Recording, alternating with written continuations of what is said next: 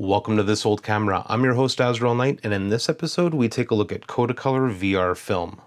So come take my hand and let's discover the love that we share, brother to brother. Bring America home on Kodacolor VR films. Films as vibrant and as sensitive as the faces and places that bring this land together. And as far as I can see, there's no place I'd rather be than riding free in America. Kodak film, because time goes by. Kodacolor VR film was a replacement of Kodacolor and was first announced at Photokina in October of 1982. According to Kodak, the letters VR don't actually mean anything. Personally, I thought they meant virtual reality, but that's not the case here. The 1000 speed Kodacolor VR hit the shelves in April 1983, while the others, 100, 200, and 400 speeds, came out in July. It was released in three formats: 35mm, 110, and disc film. In the case of disc film, it was replacing Kodacolor HR. The reason why Kodacolor VR 1000 was such a big deal and at the front lines of this marketing campaign was something Kodak was calling tabular grain, or T-grain. In Kodak laboratories in France, England, and the United States, scientists confronted the historical obstacle they referred to as the speed-grain sharpness triangle. Could they find a way to further increase speed without unacceptable trade-offs in grain and sharpness? Their discovery, known now as T-grain or tabular grain technology, is based on a radical change in the shape and sensitization of the light-sensitive crystals in the film emulsion. Compared to conventional crystals, T-grain crystals are flatter, more efficient as light sensors. They are also thinner, meaning a fast T-grain film can be built without the usual increase in emulsion thickness, without the usual trade-offs in grain and sharpness. Upon release, Kodacolor VR 1000 was the first to adopt this new technology. T-grains had a different structure and size that in the end meant higher film speeds with less noise. This was a major marketing point for Kodak, showing consumers you can take photos by candlelight. Now this is all the light you need to take pictures. And because its film speed is 1000, it can even freeze action like this.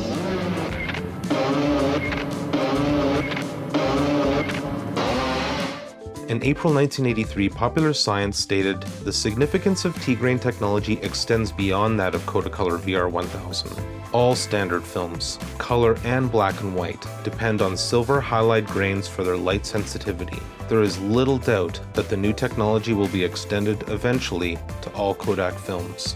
Kodacolor VR 1000 was not only a pioneer of T-grain, making it the fastest color negative film in the world when announced, but it was the first to adopt DX codes. DX, which stands for Digital Index, was a new system introduced by Kodak which allowed your camera to know what speed the film was. At the moment, there are no cameras that can take advantage of that information or processing machinery that can read the codes, says Popular Science in 1983. But that, Kodak expects, is only a matter of time.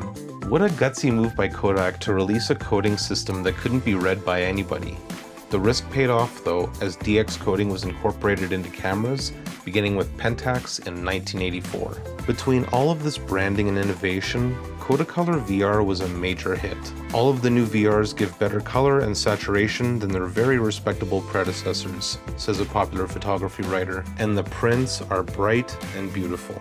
Around this time, Fuji announced their new finer grain color film.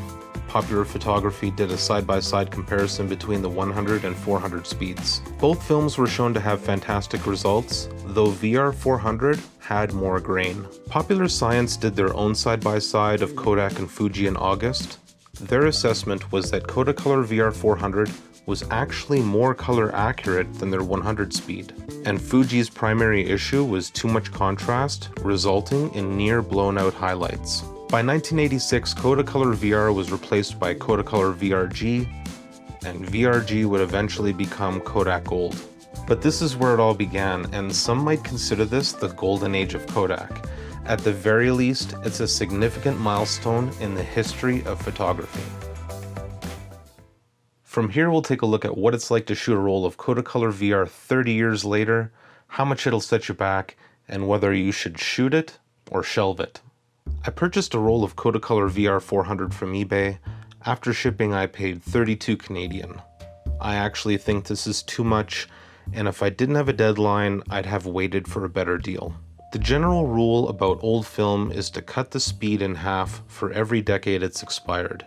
This film expired in September 1986, 32 years ago, but because I was hand-holding and I didn't want to shoot at ISO 50, I opted to go only 2 stops instead of 3 to 100 and boost exposure with the film scanner if needed. Obviously, I wanted something colorful to photograph and recently discovered that some good old folks covered up this abandoned house with balloons, just like in the movie Up. I used a Pentax ME Super with a 35 and 135mm lens I developed using a typical 3-step kit. Taking a look at the negatives, you can see right away that these are very dark from years of fogging. They're also curved and were a real fuss to mount to my film scanner. You'll see Newton rings throughout my images as a result of that. The raw scans show that there's some serious color shifting, especially in the magenta and blue spectrums. I scanned the negatives without any changes, as you see here, but I also went back and scanned again with corrections made pre-scan. I adjusted levels, curves, brightness, contrast, and of course, color corrected as best I could. You can see that the fogging is at its worst on the top and bottom of the negatives.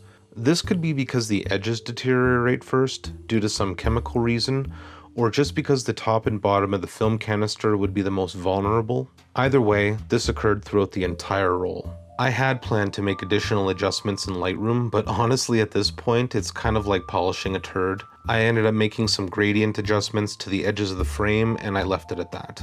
So should this film be shot or shelved? I think my opinion is pretty clear.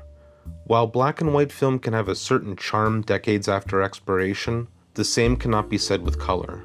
Color just doesn't age well in my opinion, unless you know the film spent its whole life in a fridge or freezer. If you are going to buy one on eBay with the intent of shooting it, find someone who kept the film cool, or at the very least, try and buy a brick of it. That way it was likely taken better care of than some random loose roll. This is a film that only existed in this form for just a few short years, but made changes that can still be seen today. Hopefully by me shooting a roll, it saved you the curiosity and you can keep yours for display. If you are a collector, a few other things to watch out for are cooler bags, piggy banks, thermoses, and dealer displays. As I've said before, be patient and shop around to avoid overpaying. eBay, Craigslist, garage sales, they all have their own threshold on what to charge for something. Well, that's all for now. If you enjoyed this old camera, I hope you'll consider becoming my patron on Patreon. You could also follow me on Instagram and Twitter, and until next time, stay classic.